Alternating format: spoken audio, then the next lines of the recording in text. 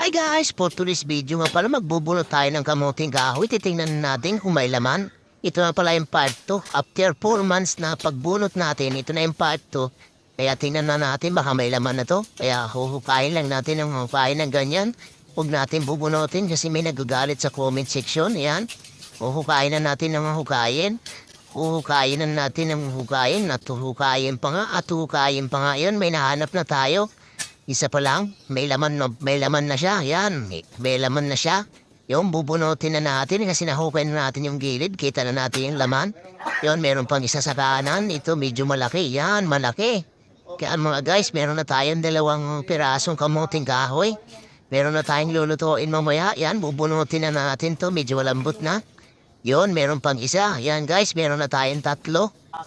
Medyo may bunga na nga after nung 4 months na nakalipas. Yan, meron pa rin isa. O guys,